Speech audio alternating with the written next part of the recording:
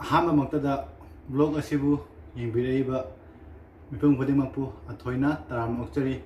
ꯑꯩꯒꯤ ꯉꯁꯤꯒꯤ ꯕ꯭ꯂꯣꯛꯁꯤꯗꯤ ꯄꯣꯏꯟꯠ 3ꯗ ꯁꯦꯝꯖꯕꯅꯤ꯫ ꯁ꯭ꯄꯣꯟꯁꯔꯁꯤꯞꯀ ꯑꯗꯩꯗꯤ IMUCTꯒꯤ ꯑꯦꯛꯖꯥꯝꯒꯤ ꯃꯇꯥꯡꯗꯒ ꯑꯗꯒꯤ ꯀꯔꯝꯕ ꯀꯣꯂꯦꯖꯇ ꯇꯝꯕꯅ ꯐꯒꯅꯤ ꯍꯥꯏꯕꯗꯨꯒꯤ ꯃꯇꯥꯡꯗ ꯁꯦꯝꯖꯕꯅꯤ꯫ ꯃꯔꯝ ꯑꯗꯨꯅ ꯕ꯭ꯂꯣꯛ ꯑꯁꯤꯕꯨ ꯌꯥꯝ ꯃꯨꯟꯅ ꯌꯦꯡꯕꯤꯌꯨ꯫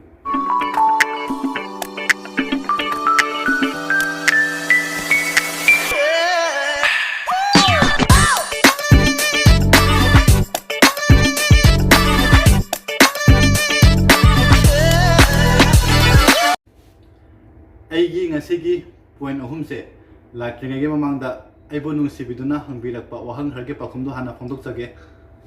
ꯋꯥꯍꯪꯕꯨꯗꯤ ꯃꯌꯥꯝ ꯑꯃ ꯍꯪꯕꯤꯔꯛꯑꯦ, ꯑꯗꯨꯕꯨ ꯉꯁꯤꯒꯤ ꯑꯩꯅ ꯈꯨꯝꯖꯗꯧꯔꯤꯕ ꯋꯥꯍꯪ ꯑꯁꯤ ꯉꯁꯤꯒꯤ ꯕ꯭ꯂꯣꯛ ꯑꯁꯤꯒ ꯆꯥꯟꯅꯒꯗꯕ ꯄꯥꯎꯈꯨꯝꯗꯨ ꯈꯛꯇꯅꯤ꯫ ꯍꯪꯕꯤꯔꯛꯏꯕ ꯋꯥꯍꯪ ꯄꯨꯝꯅꯃꯛ ꯑꯩꯒꯤ ꯑꯣꯏꯅꯗꯤ ꯌꯥꯝ ꯃꯔꯨ ꯑꯣꯏꯅ ꯂꯧꯖꯩ, ꯑꯗꯨꯕꯨ ꯁꯤꯒ ꯂꯣꯏꯅ ꯍꯥꯞꯄ ꯇꯥꯔꯒꯗꯤ ꯕ꯭ꯂꯣꯛ ꯑꯁꯤ ꯌꯥꯝꯅ ꯁꯥꯡꯈ꯭ꯔꯅꯤ꯫ ꯃꯔꯝ ꯑꯗꯨꯅꯅꯤ ꯑꯩꯅ ꯍꯥꯞꯆꯔꯛꯇꯣꯔꯤꯕꯁꯤ꯫ ꯋꯥꯍꯪ ꯄꯨꯝꯅꯃꯛꯀꯤ ꯄꯥꯎꯈꯨꯝ ꯈꯨꯝꯅꯕꯒꯤꯗꯃꯛꯇ ꯑꯩ ꯑꯊꯨꯕ ꯃꯇꯝꯗ ꯕ꯭ꯂꯣꯛ ꯑꯃ ꯁꯦꯝꯖꯔꯛꯀꯦ꯫ ꯃꯇꯝ ꯈꯔꯕꯨꯗꯤ ꯆꯪꯕ ꯌꯥꯏ, ꯃꯇꯝꯗꯨ ꯐꯥꯎꯇꯪꯗꯤ ꯉꯥꯏꯃꯤꯟꯅꯁꯤ꯫ ꯑꯩꯉꯣꯟꯗ ꯍꯪꯕꯤꯔꯛꯄ ꯀꯣꯏꯁꯟꯗ BSc in Nautical Science ꯇꯝꯕꯅ ꯐꯒꯗ꯭ꯔꯥ ꯅꯠꯇ꯭ꯔꯒꯅ ꯗꯤꯄ꯭ꯂꯣꯃꯥ in Nautical Science ꯇꯝꯕꯅ ꯐꯒꯗ꯭ꯔꯥꯅ ꯍꯪꯉꯦ꯫ ꯑꯁꯤꯒꯤ ꯋꯥꯍꯪꯁꯦ ꯏꯂꯤꯁꯥ ꯊꯣꯡꯕ ꯆꯥꯅꯤꯡꯕ꯭ꯔꯥ ꯅꯠꯇ꯭ꯔꯒꯅ ꯔꯘꯨ ꯊꯣꯡꯕ ꯆꯥꯅꯤꯡꯕ꯭ꯔꯥ ꯍꯥꯏꯕ ꯋꯥꯍꯪꯗꯨꯅꯤ꯫ ꯏꯂꯤꯁꯥ ꯊꯣꯡꯕ ꯆꯥꯒꯦ ꯍꯥꯏꯕ ꯇꯥꯔꯒꯗꯤ ꯄꯩꯁా ꯈꯔ ꯍꯦꯟꯅ ꯆꯪꯉꯦ, ꯑꯗꯨꯒ ꯔꯘꯨ ꯊꯣꯡꯕ ꯆꯥꯒꯦ ꯍꯥꯏꯕ ꯇꯥꯔꯒꯗꯤ ꯄꯩꯁా ꯈꯔ ꯂꯤꯛꯅ ꯆꯪꯉꯦ꯫ ꯑꯗꯣ ꯑꯩꯉꯣꯟꯗ ꯍꯥꯏꯖꯧ ꯍꯥꯏꯕ ꯇꯥꯔꯒꯗꯤ ꯗꯤꯄ꯭ꯂꯣꯃꯥ in Nautical Science ꯇꯝꯍꯟꯅꯤꯡꯉꯤ꯫ ꯑꯁꯤꯒꯤ ꯀꯣꯔꯁꯁꯦ ꯁ꯭ꯄꯦꯁꯦꯂꯥꯏꯖ ꯑꯣꯏꯕ ꯀꯣꯔꯁꯅꯤꯅ ꯑꯁꯤ ꯀꯣꯔꯁꯁꯦ ꯇꯝꯕꯗꯁꯨ ꯄꯩꯁꯥ ꯌꯥꯝꯅ ꯆꯪꯉꯦ꯫ ꯑꯁꯤ ꯀꯣꯔꯁꯁꯦ ꯇꯝꯕ ꯂꯣꯏꯔꯒ ꯅꯪ ꯑꯇꯣꯞꯄ ꯊꯕꯛ ꯇꯧꯒꯦ ꯍꯥꯏꯕ ꯌꯥꯔꯣꯏ꯫ ꯁꯤꯒꯤ ꯁꯥꯔꯇꯤꯐꯤꯀꯦꯠꯁꯦ ꯀꯔꯤꯝ ꯀꯥꯟꯅꯔꯣꯏ, ꯁꯤꯞꯇ ꯊꯕꯛ ꯇꯧꯔꯨꯕ ꯈꯛꯇꯒꯤ ꯁꯥꯔꯇꯤꯐꯤꯀꯦꯠꯅꯤ꯫ ꯃꯔꯝ ꯑꯗꯨꯅ ꯗꯤꯄ꯭ꯂꯣꯃꯥ in Nautical Science ꯑꯩ ꯁꯖꯦꯁ ꯇꯧꯅꯤꯡꯉꯤ꯫ ꯑꯅꯤꯁꯨꯕꯗ ꯏꯟꯖꯤꯟ ꯗꯤꯄꯥꯔꯠꯃꯦꯟꯠꯀꯤꯗꯃꯛꯇ ꯁꯦꯝꯃꯛꯎ ꯍꯥꯏꯕꯗꯨ ꯑꯩ ꯍꯟꯗꯛꯀꯤ ꯅꯣꯡꯃꯥꯏꯖꯤꯡꯒꯤ ꯅꯨꯃꯤꯠꯇ ꯑꯩ ꯁꯨꯡꯁꯣꯏ ꯁꯣꯏꯗꯅ ꯑꯞꯂꯣꯗ ꯇꯧꯅꯕ ꯍꯣꯠꯅꯖꯔꯛꯀꯦ꯫ ꯑꯗꯨꯒ ꯀ꯭ꯂꯥꯁ 10 ꯄꯥꯁ ꯇꯧꯕꯒꯤꯁꯨ ꯌꯥꯝꯅ ꯍꯪꯉꯛꯑꯦ꯫ ꯀ꯭ꯂꯥꯁ 10 ꯄꯥꯁ ꯑꯣꯏꯕꯒꯤꯁꯨ ꯑꯩ ꯁꯦꯝꯃꯛꯅꯕ ꯍꯣꯠꯅꯒꯦ, ꯑꯗꯣ ꯃꯇꯝꯗꯤ ꯈꯤꯇꯪꯗꯤ ꯆꯪꯒꯅꯤ, ꯑꯩꯁꯨ ꯁꯪꯗꯦ, ꯑꯗꯨꯅ ꯋꯥꯔꯧꯕꯤꯒꯅꯨ꯫ ꯑꯗꯨꯒ ꯈ꯭ꯋꯥꯏꯗꯒꯤ ꯏꯝꯄꯣꯔꯇꯦꯟట్ ꯑꯣꯏꯕ ꯋꯥ ꯑꯃꯅ ꯑꯩꯒꯤ ꯀꯣꯃꯦꯟꯠꯇ ꯌꯥꯔꯒꯗꯤ ꯃꯣꯕꯥꯏꯜ ꯅꯝꯕꯔꯒꯨꯝꯕ ꯍꯥꯏꯗꯤ ꯑꯞꯂꯣꯗ ꯇꯧꯕꯤꯔꯝꯕꯗꯣ ꯌꯥꯔꯒꯗꯤ ꯇꯧꯕꯤꯒꯅꯨ, ꯑꯁꯤ ꯑꯗꯣꯝꯒꯤ ꯄ꯭ꯔꯥꯏꯚꯦꯁꯤꯅꯤ꯫ ꯀꯅꯥꯒꯨꯝꯕ ꯑꯃꯅ ꯃꯤꯁꯌꯨꯁ ꯇꯧꯈꯤꯕꯁꯨ ꯀꯅꯥꯅ ꯈꯪꯅꯤ꯫ ꯌꯥꯔꯒꯗꯤ ꯇꯧꯕꯤꯒꯅꯨ꯫ ꯑꯩꯒꯤ ꯚꯤꯗꯤꯑꯣꯒꯤ ꯗꯦꯁꯀ꯭ꯔꯤꯞꯁꯟꯗ ꯑꯩꯒꯤ ꯁꯣꯁꯤꯌꯦꯜ ꯃꯤꯗꯤꯌꯥ ꯐꯦꯁꯕꯨꯛ, ꯏꯟꯁꯇꯥꯒ꯭ꯔꯥꯝ ꯑꯃꯗꯤ ꯏꯃꯦꯜ ID ꯂꯤꯡꯛ ꯗꯦꯁꯀ꯭ꯔꯤꯞꯁꯟꯗ ꯌꯥꯎꯕꯅꯤ꯫ ꯑꯁꯤꯒꯤꯁꯤꯒ ꯆꯪꯕꯤꯔꯒ ꯑꯩꯉꯣꯟꯗ ꯄꯥꯎ ꯐꯥꯎꯕꯤꯔꯛꯑꯣ꯫ ꯑꯩꯁꯨ ꯁꯨꯡꯁꯣꯏ ꯁꯣꯏꯗꯅ ꯑꯗꯣꯝꯒꯤ ꯃꯦꯁꯦꯖꯇꯣ ꯔꯤꯄ꯭ꯂꯥꯏ ꯄꯤꯅꯕ ꯍꯣꯠꯅꯖꯔꯛꯀꯦ꯫ ꯌꯥꯔꯒꯗꯤ ꯅꯝꯕꯔꯗꯨ ꯍꯥꯞꯄꯤꯒꯅꯨ, ꯃꯊꯪꯗꯒꯤꯗꯤ ꯃꯤ 2ꯗꯤ ꯁꯨꯔꯦ ꯑꯩꯉꯣꯟꯗ ꯁꯨꯃꯥꯏꯅ ꯅꯝꯕꯔ ꯍꯥꯞꯄꯛꯄꯁꯦ꯫ ꯍꯧꯖꯤꯛ ꯄꯣꯏꯟꯠꯇ ꯂꯥꯛꯑꯁꯤ, ꯑꯗꯨꯒ ꯌꯥꯝ ꯅꯨꯡꯉꯥꯏꯕ ꯄꯥꯎ ꯑꯃꯁꯨ ꯂꯩꯔꯦ꯫ ꯅꯨꯡꯉꯥꯏꯕ ꯄꯥꯎꯗꯣ ꯍꯥꯟꯅ ꯇꯝꯃꯒꯦꯀꯣ꯫ ꯅꯨꯡꯉꯥꯏꯕ ꯄꯥꯎꯗꯨꯗꯤ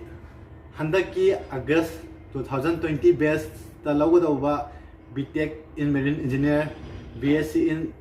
Nautical Science, Diploma in Nautical Science, Graduate Mechanical Engineergumba etc. Course ꯃꯌꯥꯝꯁꯤꯒꯤ IMUCTꯁꯦ ꯆꯍꯤ ꯈꯨꯗꯤꯡꯒꯤ ꯃꯦꯗ ꯑꯗꯨꯝ ꯂꯣꯏꯕꯅꯤ ꯐꯣꯔꯝ ꯐꯤꯜ ꯑꯞ ꯊꯥꯕ, ꯑꯗꯨꯕꯨ ꯍꯟꯗꯛ ꯆꯍꯤꯒꯤꯗꯤ ꯂꯣꯛꯗꯥꯎꯟꯅ ꯃꯔꯝ ꯑꯣꯏꯔꯒ ꯍꯧꯖꯤꯛꯐꯥꯎ ꯐꯣꯔꯝ ꯊꯥꯗ꯭ꯔꯤ꯫ ꯑꯃꯨꯛꯀꯁꯨ ꯑꯩꯅ ꯍꯥꯏꯔꯤ, ꯍꯟꯗꯛꯀꯤ ꯑꯥꯒꯁꯠ ꯕꯦꯆꯇ ꯇꯝꯅꯤꯡꯕ ꯃꯤꯁꯤꯡꯒꯤ IMUCT ꯑꯦꯛꯖꯥꯝ ꯊꯥꯕ ꯌꯥꯒꯅꯤ꯫ ꯍꯧꯖꯤꯛꯐꯥꯎ ꯐꯣꯔꯝ ꯐꯤꯜ ꯑꯞꯀꯤ ꯃꯇꯝ ꯂꯦꯞꯇ꯭ꯔꯤ꯫ ꯂꯣꯛꯗꯥꯎꯟꯅ ꯃꯔꯝ ꯑꯣꯏꯔꯒ ꯑꯦꯄ꯭ꯂꯥꯏ ꯇꯧꯕ ꯌꯥꯒꯅꯤ꯫ ꯑꯗꯣ ꯀꯔꯝ ꯀꯥꯟꯗ ꯊꯥꯒꯅꯤ ꯍꯥꯏꯕꯗꯨꯗꯤ ꯑꯩꯁꯨ ꯆꯞ ꯆꯥꯕꯗꯤ ꯈꯪꯗ꯭ꯔꯦ꯫ ꯑꯁꯤ ꯈꯪꯅꯕꯒꯤꯗꯃꯛꯇ ꯑꯩꯒꯤ ꯗꯦꯁꯀ꯭ꯔꯤꯞꯁꯟꯗ IMUCTꯒꯤ ꯋꯦꯕꯁꯥꯏꯠꯇꯣ ꯑꯩ ꯍꯥꯞꯆꯔꯝꯒꯦ, ꯑꯁꯤꯒꯩꯁꯤꯒ ꯑꯗꯨꯝ ꯀꯅꯦꯛ ꯇꯧꯕꯤꯔꯣ꯫ ꯑꯩꯒꯤ ꯏꯟꯁꯇꯥꯒ꯭ꯔꯥꯝꯗꯁꯨ ꯑꯩ ꯊꯥꯒꯠꯆꯔꯛꯀꯦ ꯑꯞꯗꯦꯠ ꯇꯧꯕꯒ꯫ ꯑꯗꯨꯕꯨ ꯑꯩꯉꯣꯟꯗ ꯗꯤꯄꯦꯟ ꯇꯧꯕꯤꯒꯅꯨ꯫ ꯀꯔꯤꯒꯨꯝꯕ ꯑꯩꯅ ꯄꯥꯎ ꯐꯥꯎꯕ ꯉꯝꯃꯛꯈꯤꯗꯕ, ꯑꯩ ꯅꯥꯈꯤꯕ ꯈꯪꯗꯦ, ꯅꯠꯇ꯭ꯔꯒꯅ ꯑꯩ OPEN C ꯆꯠꯈ꯭ꯔꯒ ꯅꯦꯠꯋꯥꯔꯛ ꯐꯪꯗꯕ ꯈꯪꯗꯦ, ꯑꯩ ꯊꯕꯛ ꯆꯤꯟꯈꯤꯕ ꯈꯪꯗꯦ, ꯅꯠꯇ꯭ꯔꯒꯅ ꯑꯩ ꯏꯁꯥ ꯈꯪꯍꯧꯗꯕ ꯈꯪꯗꯦ, ꯃꯔꯝ ꯑꯗꯨꯅ ꯑꯩꯉꯣꯟꯗ ꯗꯤꯄꯦꯟ ꯇꯧꯕꯗꯨꯗꯤ ꯇꯧꯕꯤꯒꯅꯨ꯫ ꯌꯥꯔꯒꯗꯤ IMUCTꯗꯨꯒ ꯑꯣꯏꯅ ꯇꯧꯕꯤꯔꯣ, ꯃꯣꯏꯒꯤ ꯋꯦꯕꯁꯥꯏꯠꯇꯨꯒ ꯃꯤꯅꯤꯠ 5 ꯈꯛꯀꯤ ꯊꯕꯛꯅꯤ, ꯅꯠꯇ꯭ꯔꯒ ꯁꯕꯁꯀ꯭ꯔꯥꯏꯕ ꯇꯧꯔꯒꯗꯤ ꯑꯗꯨꯝ ꯏꯃꯦꯜꯗ ꯑꯗꯨꯝ ꯂꯥꯛꯄꯅꯤ꯫ ꯑꯗꯨꯒ ꯑꯃꯅ ꯀꯔꯝꯕ ꯀꯣꯂꯦꯖꯇ ꯇꯝꯒꯅꯤ, ꯑꯁꯤꯁꯨ ꯌꯥꯝꯅ ꯃꯔꯨ ꯑꯣꯏꯕꯅꯤ꯫ ꯑꯩꯒꯤ ꯑꯣꯏꯅ ꯍꯥꯏꯖꯧ ꯍꯥꯏꯕ ꯇꯥꯔꯒꯗꯤ Indian Maritime University na affiliate tauba college ta tamningi Director General Shipping Government of India na appoint tauba college ta tamba taraga su kayam kaide yamna fai adubu aigi motadi IMU na recognize tauba haidi affiliate tauba college to do tamhaninge kon college se kamaina affiliate oigani haiba taraga di hojikta aida mamangda pankhiba IMU ki website se asige siga affiliated college hana leibani sige siga adum namo aduga moigi PDF ama thokpani PDF to download tawro sige siga loina khangani aduga adom na tamningni ba course to adu haidi adom na khaliba college tuga yawbra yango college se anamana siga jabu college anamana fabani ai oina ina pamjaba college khara su lei adudi aigi last ta hairage kai muramgi sigi college se kana tawdoino ina khaliba no haina ko aduga hojik kedogani haiba taragadi hojik aina haiba affiliated oba college sigi college anambana hojik form tharabani form do hojik mention biraga magi fees khara leibani ado mention lo yaragadi college se mari manga adum yaragadi manga degen tara puge mulung da form fill up to sanbiyu aduga kano se minimum da ahumdi kana tawhaningi aina form fill up tawba se kaigumba form fill up tawba taragadi mogi college singse college masagi lingap lenaba company lena bani lingap lenaba company singse sigisiga moina interview korko matamda noida sponsorship ki noida yamne help tawbi bani mogi college ta samana booking tawba taragadi moi chu paisa phangi na dogi damakta aduga moi college tamba taragadi sponsorship se pangnaba moi su college ki reputation yengbani na moi da yam phajana help tawbani moina nongwanda karma company fagani hana company makhan mayam moi nongwanda interview gi thagani thaba matam duga di company khudi makki masa ge criteria leijare ko fleet management gumba achoba company singdudi moi gi eligibility criteria 70% oibani aduga company khara madi 60% oibani aduga khangadabadi IMU CET exam thadrinagi mamangdagi sponsorship ki kan tawi exam kowe sponsorship se company gi budi kano depend tawre commonly harabada nangwanda written exam aduga interview mo kawrani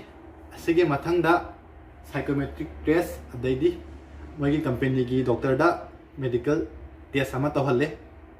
asi tawbal oraba matungda IMU CET thabani aduga nangi IMU CET ki result dogi matung ina mogi company duna nongwanda college to haidene sigi college ka tamo mogi lingap inaba college to duga tamhandoi ni do mina khara ma ngona hangakda sponsorship thaba se yamna dubra IMU CET na kamaina thaba no na hange center se kai da no na hange ayonda hajo haba taragadi adomna karigumba 11 12 ta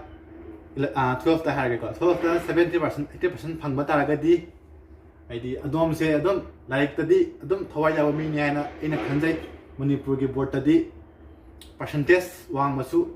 yamna khara de wabra na khali adom mi na hana bada aidi CBSE ki chatra ni maramaduna kanogi sije phangba taragadi coaching tambagi mathau de tadre 11 12 tamliba chatra oregana yam kana pabiro nak thaba loikiba oregana adum NCERT gi book CBSE gi kano se book se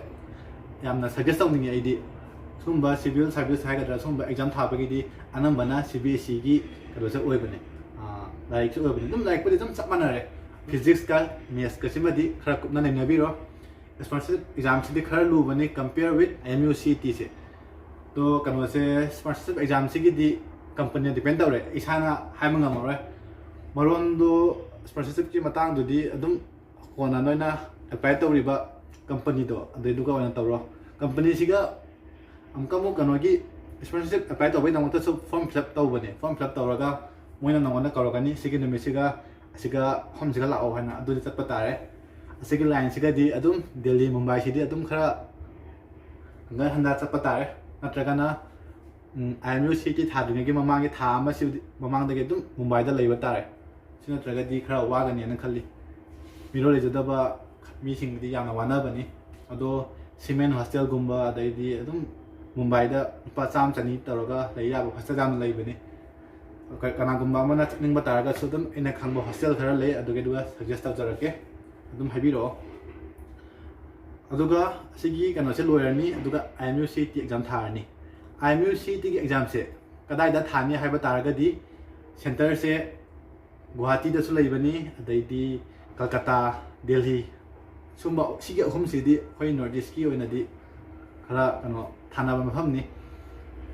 ꯑꯁꯤ ꯅꯠꯇ꯭ꯔꯒ ꯑꯇꯣꯞꯄ ꯌꯦꯡꯒꯦ ꯍꯥꯏꯕ ꯇꯥꯔꯒꯁꯨ ꯑꯗꯨꯝ ꯑꯁꯤꯁꯨ IMU CET ꯒꯤ ꯋꯦꯕꯁꯥꯏꯠꯇ ꯃꯣꯏꯒꯤ ꯁꯦꯟꯇꯔꯁꯦ ꯑꯗꯨꯝ ꯄꯤꯕꯅꯤ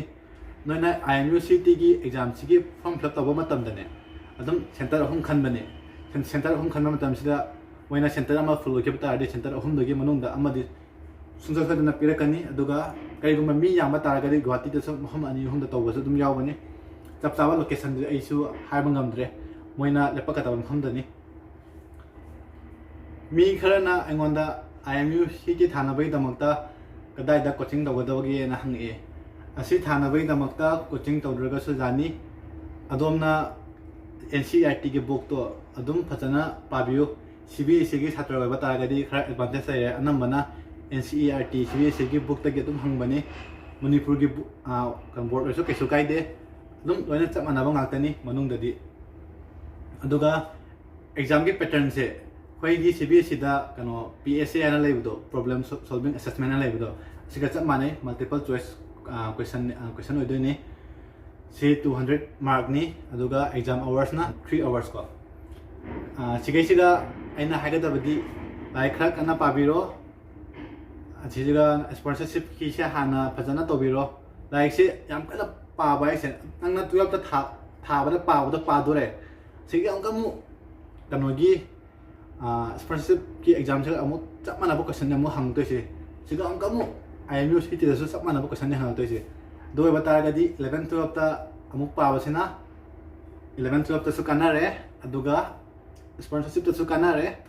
IMU CET ꯗꯁꯨ ꯀꯥꯟꯅꯔꯦ ꯃꯔꯝ ꯑꯗꯨꯅ 11-12 ꯀꯟꯅ ꯇꯝꯂꯤꯕ ꯅꯠꯇ꯭ꯔꯒꯅ ꯇꯝꯗꯧꯔꯤꯕ ꯀꯥꯡꯕꯨꯁꯤꯡ ꯁꯤꯒꯤ ꯂꯥꯏꯟꯗ ꯆꯪꯒꯦ ꯍꯥꯏꯕ ꯇꯥꯔꯒꯗꯤ ꯅꯠꯇ꯭ꯔꯒꯁꯨ ꯑꯇꯣꯞꯄ ꯂꯥꯏꯟꯗ ꯆꯪꯅꯤꯡꯕ ꯇꯥꯔꯒꯁꯨ 11-12 ꯁꯤꯃꯗꯤ ꯐꯖꯅ ꯄꯥꯕꯤꯔꯣ ꯍꯥꯏꯅ ꯑꯩꯒꯤ ꯃꯐꯝꯗꯒꯤ ꯍꯥꯏꯖꯔꯤ ꯑꯗꯨꯒ ꯑꯐꯕ ꯀꯣꯂꯦꯖ ꯍꯥꯏꯌꯣ ꯍꯥꯏꯕ ꯇꯥꯔꯒꯗꯤ ꯑꯩꯒꯤ ꯑꯣꯏꯅ 3 ꯈꯛꯇꯪ ꯑꯣꯏꯅ ꯍꯥꯏꯖꯔꯒꯦ खर यामना हायो हायरगना कोना हाइजरगे ngasi oina ahunga haijage number 3 दा ग्रेट ईस्टर्न कनो मेरिटाइम एकेडमी दो सिगा हाइनिंगे मोई मसागी कंपनी लेबनी मसागी शिप यामना लई अदुना मोई अदुम मोगी कॉलेज दा ट्रेनिंग तौरगा मसागी कंपनी दा अदुम कनो तौबनी थबक पीबनी अदुगा अनि सुबदा तोलानी मेरिटाइम इंस्टीट्यूट मोगी सु मसागी कंपनी की शिप लेजै अदुगा अफबा कंपनी आईडी एमएससी गुम्बा मार्क्स फ्लीट स्कॉर्पियो गुम्बा मोय अदुम लिंक अप लेना बनी अतोपगी कनो दसु शिप दसु प्लेसमेंट पी बनी अदुगा नंबर 1 दा एना फाइदगी पामजबा कॉलेज हाइबा तारगदी एंग्लो ईस्टर्न मेरिटाइम एकेडमी से सिगा तमनिंगे एंग्लो ईस्टर्न मेरिटाइम एकेडमी की शिप लिसिंग अमगी अद्वाइदा दुम लैबनी मोयगी शिप अमा लैबनी मरम अदुना मोयना सिगा आइना दुम आइगी एक्सपीरियंस दा हाइबा तारगदी Anglo eastern तंबा me अमता Lemna मांगबो उद्री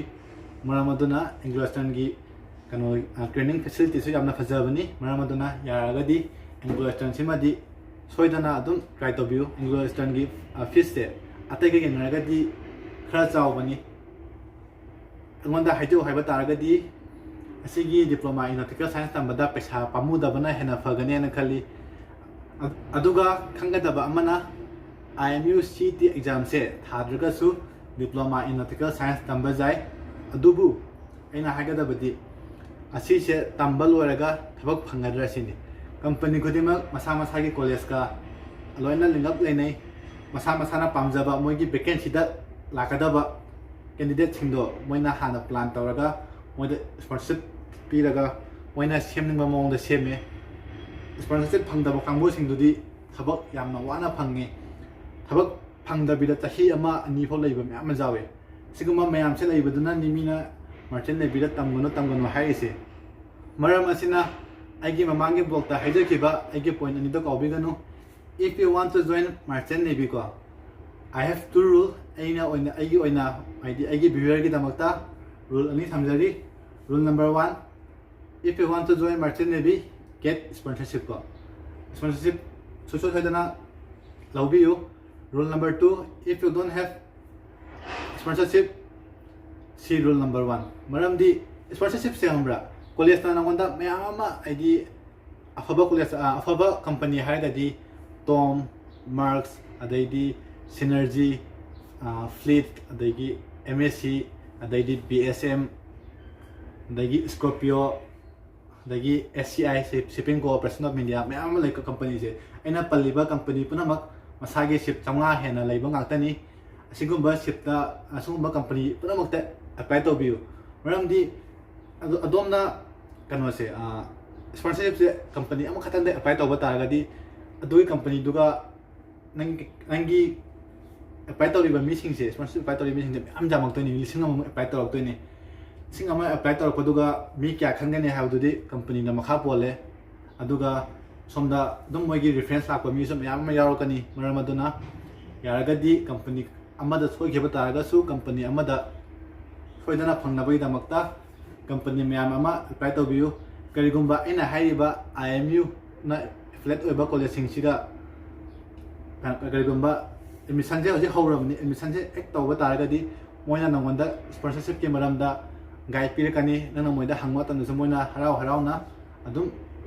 pokhom pirakani pirek ta bata ga so adum khara tapak ko su dai memory ne mangani ngaina ba su dai ado adum phone to biba email to biba de khara piranu aisu aigi angamba mateng pangjage ado ya daragadi ina haiba smaina kedonungda IMU city thadabida sponsorship phangdabida tamge habase tambiganu karigumba adomgi reference laibiraba haragadi captain gumba khangde chief officer gumba khangde high level position da laiba taragadi kesu kaya tamu noigi kanoduna kaka haigadra dada haigadra noine adomna khangnariba miduna noida support tobigani na khanba taragadi ado angonda haijo haiba taragadi mingonda depend tawagi mahuta isana ngamjabado honajabana phayena hainingi aduga kariguma mata haijage manipur gi mariner sing ikai khangnabada matik charaba aigi nusiraba marup sing amadi aigi senior sing karigumba aina ngangliba singsiga yaningdaba natragana asoiba yaragadi aibu chunthokpigani mokoi natragasu maritime industry gi maramda khangbiba mi sing lairagadi aibu chunthokpiu aisu miyamgi mateng pangge haiduna blog asi samjabani yamna khangna haina samjabani nachade aina khangjaruba aina thengnajarakpa aina dum thengnarakpa punamakto aina experience singdo aina makha tarakpa haidi aigi junior khangde aigi senior khangde sigi line changba khangdaba singdo khangnabai damakta ai samjabani aibu chunthokpiu haiduna ai haijari aduga blog asibu yengbiriba mipum khodimak pusu aina amukasu hanna thakatpa hongdosari mamangda haikiba dumaina aigi blog asida kanagumba amagi mafamda kanaba thokadaba oragadi aigi blog asi mahaktugi mafamda sungso soidana yahonbiyu aduga aingonda yamna nusibiduna support tobirakpa inau sing dai yamba sing iche sing ichal sing punamak pusu thagachari aibu matam punamakta support of you haiduna hairagang ngasigi oinadi matang asida losinjarage